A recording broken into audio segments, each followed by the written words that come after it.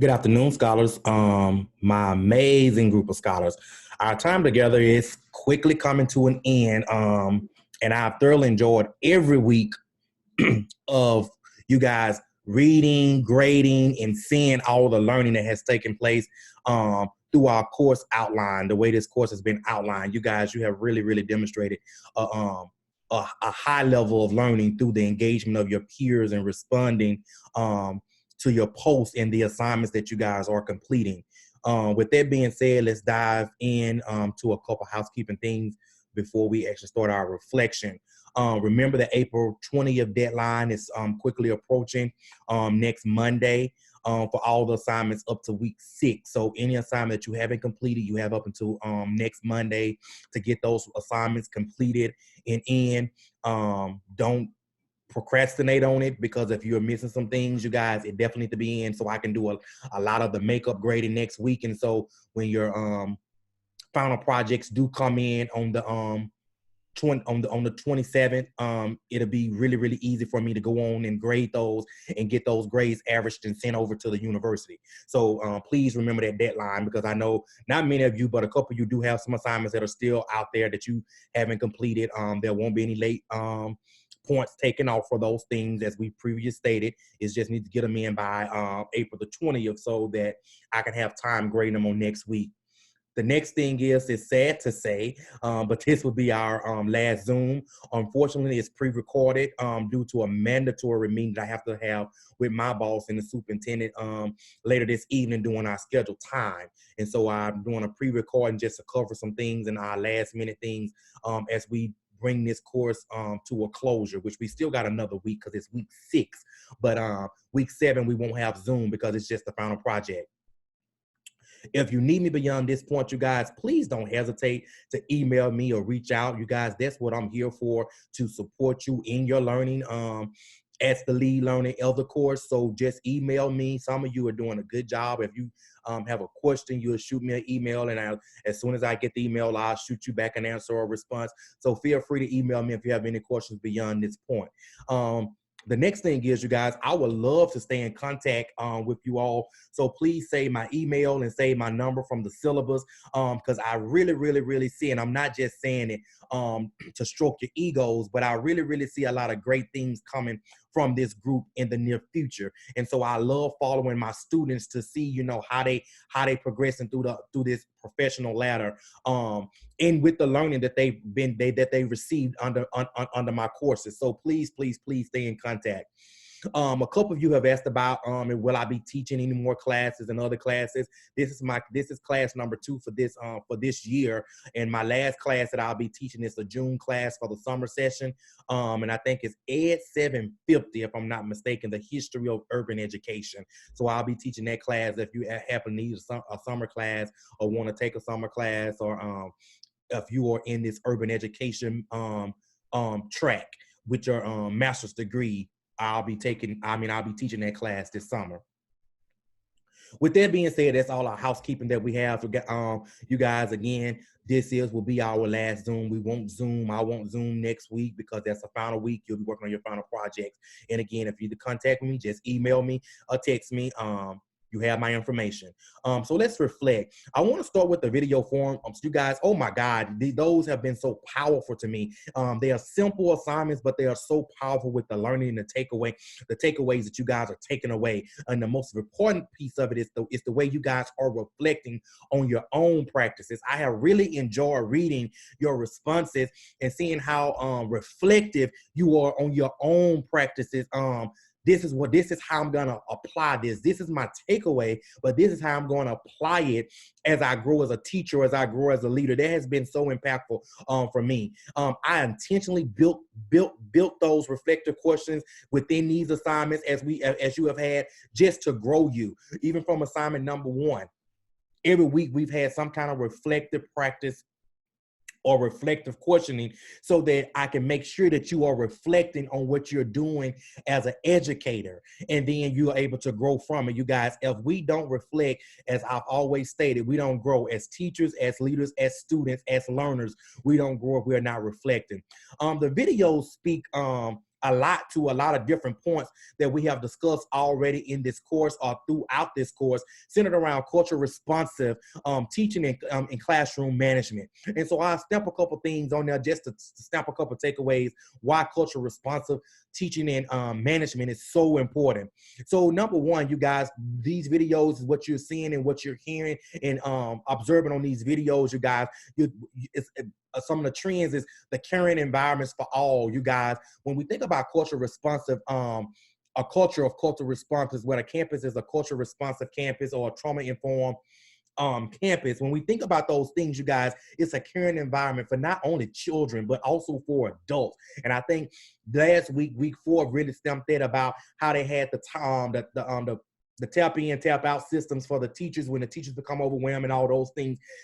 Those things are intentionally embedded in a culturally responsive culture because of the fact it's a caring environment for everybody. It's one team, one goal approach. We want everybody to feel a sense of belonging. That's our adults, and also that's our students. And I often find when I think about cultural responsive campuses, the campuses who are beginning this work, or campuses who have some pods of cultural responsive strategies on their campus and in classrooms, they lead heavily focused on the student, which is good, but it's very powerful when we put things in place for our teachers, you guys, because teaching children with trauma or children who are coming to us with trauma is a very tough job. It's beyond a regular teaching job. It's beyond anything that we went to college for, to study to become a teacher. It's tough. It's tough.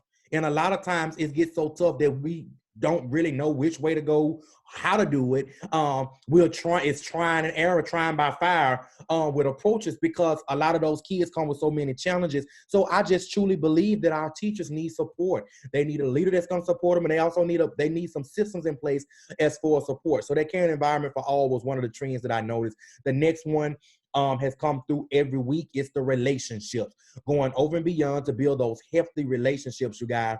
That is so important when we're talking about establishing trust, those relationships. And then when we establish that trust, you guys, it helps us to really then begin to teach kids how to be reflective, which is another piece. I think that was chapter 3 or chapter 4, when it talked about really, really being reflective on our teaching and then transferring it over to kids and teaching kids how to be reflective.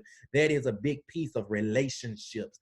That can't happen unless relationships are built and kids trust you, and then they begin to be reflective in their thinking and not react when you ask them those affectionate or effective questioning and effective statements, and you're using those techniques to get them to calm down.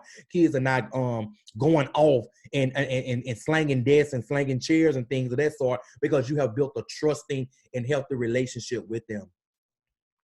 Another trend that you've been seeing in these videos is accountability through the warm demeanor approach, where you're holding people accountable, but it's the warm.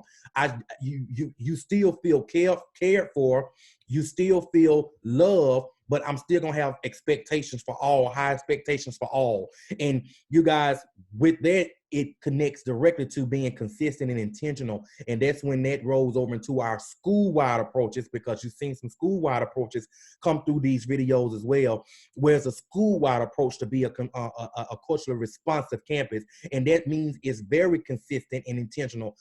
Everything we do is with purpose. Everything that we have put in place around cultural responsive strategies is with purpose, and it speaks to the power of why school-wide approaches are so important. I'm going to speak to it a little later at the end of this session. So now let's talk about chapter 5. Excuse me, guys. Let's talk about chapter 5. So I was really glad to see that in the reflection questions that you were able to, one, reflect in the chapter reflections, and then also you not only reflected, but you was able to apply those effective statements and those effective questions to your real life scenarios, things that has really happened to you as a teacher, and you applied those effective statements and effective questions, and you even just going back to apply it through this form, notice the impact it would have had on kids, on the kids' response and the outcome to the situation. So that just speaks to the power of culture responsive and those restorative practices being implemented in our classrooms, on our campuses. It just speaks to the power of those things. I also noticed that the trend that when it came to barriers and implementing restorative practices, you guys, there was also some trends. Number one, the buy-in. Truly, that is a true trend when it comes to if we are going to a school-wide approach. But again, you guys, that's also the reason why it's very important to shift and go and not do pods of culture responsive classes and all. We're just gonna do a PD. It's not a full implementation. You can implement it if you want to. It's just giving you some best practices and some strategies for it. And what we find is we have those strong teachers who actually take it and do it. And so we got a pod of culture responsive here, a pod of culture responsive there. Then we still have a classroom management issue here because this teacher's too stubborn and this teacher's too set in her old school ways, and she's such a strong disciplinarian, and she's gonna do it her way. And these kids are not getting the culture responsive approaches in that caring environment and nurturing environment and reflective environment. And so it just makes it makes things difficult.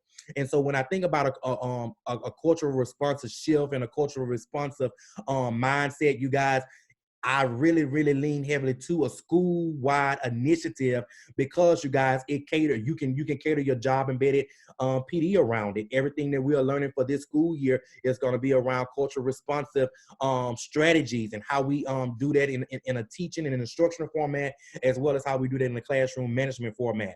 Also, it also aids in shifting the culture of the school. Again, if I'm doing cultural responsive teaching in pods, I'm not really changing my culture as I can. That means I got still some loose ends, some ends I want to tighten up, or some sore spots that stick out when I think about those teachers who don't want to change or who don't want to buy into the process because they don't really see the benefit, or they're just too bullheaded and stuck in their ways to do it their way. But if I do it if I do a school-wide initiative, that means everybody has and know the expectations, and then I can hold everybody accountable for implementing the process, and then I can train everybody around the same strategies and the same approaches, and I can monitor those strategies and those approaches and the effectiveness of those strategies and approaches. So again, I lean very heavily towards a school-wide initiative. But what I'm telling you is, because you are taking this course and most of you are teachers, you don't have the power or you don't have the voice to go back and say, hey, we are doing culture responsive school a campus. We're gonna shift to that campus, that kind of campus on next school year. But as far as your class, you can shift your class into that, and you can implement these strategies. Hopefully, that your leaders and your students will see the benefit, and you will see the benefit, and then they'll come on board with that. But buy-in, I do agree, as you guys say, most of you stated, is a barrier to that. Another thing you guys talked about, which goes with buy-in, is really adjusting the mindsets. And again, some teachers are just naturally strong disciplinarians. You know, they don't have to study it. They don't have to research it all day. They just naturally strong disciplinarians. And so I can see them being reluctant to starting this process of a culturally responsive shift. But I just think in the end, the results for students is so impactful in a culturally responsive climate. It truly benefit kids. Although I really like to support in place for adults. If a campus is truly responsive, or a classroom has a truly culturally responsive climate, it is just so impactful for our kids, and especially our urban city kids, our kids who come in with those trauma experiences, with those ACEs, with those self-esteem issues, with the struggling learning issues. It's so impactful. And I've seen these same kids with all these things I just stated. I've seen them transform in a culturally responsive a setting to become educational risk takers, where they're not afraid to take risks because they know they won't be judged for making a mistake. Their mistakes are encouraged. I've seen them go from being isolated, unmotivated students, and you got the push to becoming go-getters and being leaders in their learning. I've seen them become to be decision makers. I've seen them become to be strong problem solvers, all in a culturally responsive climate or a culturally responsive classroom. this can definitely impact their academics, you guys. When we think about the aspects of our tier 1 standards and how these standards are pushed for complexity and rigor, and they are pushing for kids to become critical thinkers and problem solvers, you guys, what better way is to get a twofold bang for our buck and really establish culture responsive strategies and approaches and techniques in our classrooms or in our schools that will really build our kids to become problem solvers and decision makers and risk takers, which is what our standards is asking them to do. So at the end of the day, you guys, what's really happening when we are stuck in ourselves and saying, hey, I want to just stick to my way because I know my way is working, or I want to stick to my way because this is a tough bunch of kids, and I know if I don't put my foot down, they're going to run over me and they're going to take over this classroom and all those things, you guys. When we stay in that mindset, you guys, we are truly doing our kids a disservice, especially again in those urban city settings or in those settings with high poverty, low socioeconomic status schools. You guys, we are doing those kids a disservice because they already come to us at a disadvantage, a social and emotional disadvantage, and as well as an academically disadvantage. And so when we set in those mindsets of, hey, it's my way or the highway, and I got to be tough and all those kind of things, you guys, we are limiting those kids from really, really growing academically because they're going to still be stuck in their shells. I'm going to still have to pry and pull information out of them. They're going to be still scared to respond in class, those kind of things. So we kind of limit them in that aspect. So we definitely need to make a shift in our classrooms and in our schools to become more culturally responsive. So when I think about this week, you guys, this week is the same. You guys, you don't have a chapter. We finished the book, and I think you need to really keep this book. I found it to be a very good resource and a book to really help understand what the culturally responsive really mean about it, and making some true connections to it. So with some power, this book has a lot of power in it to build a case why culturally responsive teaching in culture responsive classroom management is important, and it's a good shift right now for our urban city schools. And so this week, you guys, you have the parent perception. It's a continuation from week 4. Week 4, you was provided the survey, gave you 2 weeks to send the survey out to at least 5 of your parents, or however many parents you can get feedback from during this time of crisis. I know you had to go through a different format and approach with it, but you had 2 weeks to gather some information from your parents, and really again write that up as in summary form what you found, and how does it connect to what we've learned in these last 6 weeks of class, and just write it up. And so then you are required to write your paper and submit your paper, but you're also required to make sure you go to your form and post your summary of your findings in your form, and have we can have some discussions around those things, and that should be really interesting. One thing about it, what I found about parent surveys, is parents are brutally honest, just like kids are. They're gonna tell you exactly what they feel and how they feel. And so my thing is, I don't want you to take any of it to heart. I know most of you are not leaders, but I do have a couple leaders in this group, and I don't want you to take anything to heart, but it will give you some direction and provide you some direction on where your school needs to head, because you're hearing from your parents, and your parents are not seeing some things that's visible that connects to cultural responsive teaching, cultural responsive learning. In chapter 4 was heavily, I think, on the parental piece, making those connections on how can we be more intentional of involving parents in our work around this cultural responsive shift. So I'm sure some good information gonna come from that. I can't wait to read that and see how you respond to that. And then next week, you guys, the only thing you have is your final project. Really interested in seeing those playbooks. You guys, you don't even really understand the power of this assignment. Playbooks are very intentional when you're creating a playbook.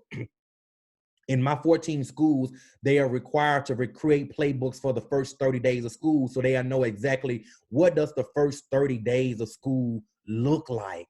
What does those first 5-6 weeks of school really look like? What are going to be your main focuses? What are going to be your main priorities?